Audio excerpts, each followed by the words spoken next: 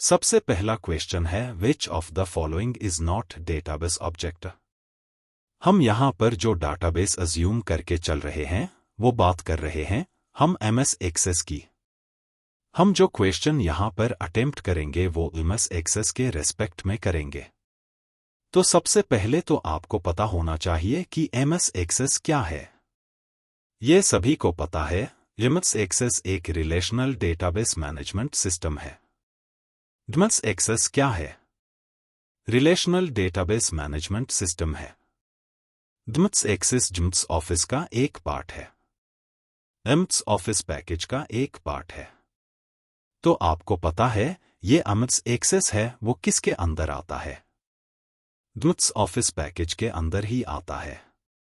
और हम बात करें एमएस एक्सेस की जो फाइल बनती है, जो डेटाबेस बनता है, डेटाबेस का एक्सटेंशन क्या होता है?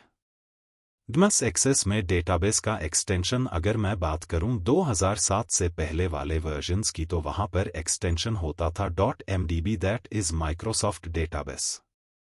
और अगर मैं बात करूं 2007 और उसके बाद वाले वर्जन्स में तो उनमें होता है Access database .accdb। MS Access को रन विंडो से चलाने के लिए एमएस एक्सेस का जो प्रोग्राम है वो कौन सा है? That is MS Access. और आपको पता है एमएस एक्सेस एक रिलेशनल डेटाबेस मैनेजमेंट सिस्टम है। तो एमएस एक्सेस में जो डेटा को स्टोर किया जाता है वो टेबल्स में स्टोर किया जाता है, रिलेशंस में स्टोर किया जाता है, रोज एंड कॉलम में स्टोर किया जाता है। ये मुझे पता होना चाहिए। तो ये तो एमएस एक्सेस का बेसिक इंफॉर्मेशन है। बाकी जैसे क्वेश्चन आएगा उसके अकॉर्डिंग हम करते रहेंगे। आप बताइए which of the following is not database object. तो मुझे पता होना चाहिए एमएस एक्सेस के अंदर कौन कौन से डेटा ऑब्जेक्ट हैं। एमएस एक्सेस के अंदर कौन कौन से डेटा ऑब्जेक्ट्स हैं? तो आपको एमएस एक्सेस के 6 डेटा ऑब्जेक्ट याद रखने हैं। कौन कौन से? पहला डेटा ऑब्जेक्ट है टेबल। दूसरा कौन सा है? दैट इज फॉर्म ऑब्जेक्ट है। पहला टेबल है, दूसरा फॉर्म है, तीसरा क्वेरी ऑब्जेक्ट है, चौथा रिपोर्ट ऑब्जेक्ट है, पांचवा ऑब्जेक्ट है मैक और छठा ऑब्जेक्ट है दैट इज मॉड्यूल्स। तो एमएस एक्सेस के 6 डाटा ऑब्जेक्ट्स आपको याद रखने हैं। तो एमएस एक्सेस का एक क्वेश्चन तो यही बनता है कि एमएस एक्सेस का कौन सा एक डेटा ऑब्जेक्ट है, कौन सा एक डेटाबेस ऑब्जेक्ट नहीं है। तो एमएस एक्सेस के जो डेटाबेस ऑब्जेक्ट हैं वो ये 6 ऑब्जेक्ट हैं। और इन 6 ऑब्जेक्ट में से जो हमारे ये स्टार्टिंग के 4 ऑब्जेक्ट हैं ये मेन ऑब्जेक्ट हैं। कौन से ऑब्जेक्ट हैं? मेन ऑब्जेक्ट्स हैं। ये 4 ऑब्जेक्ट आपको भली भांति याद रखने हैं क्योंकि इनका यूज आप फ्रीक्वेंटली करते हैं। तो आपको पता है टेबल एक ऑब्जेक्ट है, क्वेरी एक ऑब्जेक्ट है, रिपोर्ट एक ऑब्जेक्ट है, बट रिलेशनशिप एक ऑब्जेक्ट नहीं है। अगर आपको 6 ऑब्जेक्ट के नेम अच्छी तरह से पता है तो आप इस तरह के क्वेश्चन को आसानी से कर सकते हैं। तो आपको पता है टेबल ऑब्जेक्ट का यूज एमएस एक्सेस में डेटा को रोज एंड कॉलम्स की फॉर्म में स्टोर करने के लिए किया जाता है। फॉर्म्स के थ्रू आप डेटा को एंटर कर सकते हैं, डेटा को डिस्प्ले करा सकते हैं। अगर आप चाहते हैं कि यूजर से डेटा एंटर कराना, तो आपको पता है आप कोई एप्लीकेशन फॉर्म भरते हो। RSMSSB जब आपसे एप्लीकेशन फॉर्म फिल कराता है तो आपका डेटा किसके थ्रू एंटर करवाता है? उसके डेटाबेस में फॉर्म्स के थ्रू। अगर आप कोई क्वेरी एग्जीक्यूट करना चाहते हैं, आपको कोई क्वेरी रन करनी है, कोई डेटा एक्सट्रैक्ट करना है, कोई डेटा इंसर्ट करना है, तो वो किसके through? That is query object के थ्रू। अगर आप कोई आउटपुट को देखना चाहते हैं किसी स्पेसिफाइड फॉर्मेट में तो रिपोर्ट ऑब्जेक्ट के थ्रू देख सकते हैं।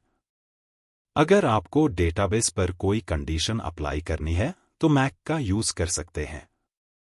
आपको अगर विजुअल बेसिक लैंग्वेज में कोई प्रोसीजर राइट करना है, कोई मॉड्यूल राइट करना है, तो उसके लिए मॉड्यूल ऑब्जेक्ट का यूज करते हैं।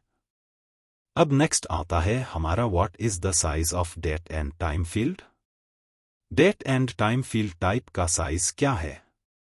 तो मुझे एम्स एक्सेस में जितने भी डेटा टाइप्स हैं वो अच्छी तरह से याद रखने हैं।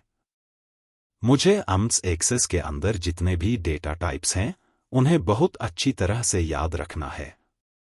तो डेट एंड टाइम फील्ड का जो साइज होता है वो कितना होता है? That is 8 byte. कितना होता है? 8 बाइट।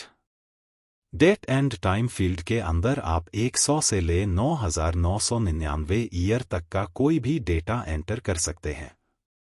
तो एम्स एक्सेस के अंदर जितने भी डेटा टाइप है वो आपको अच्छी तरह से आने चाहिए। Data and time data type होता है।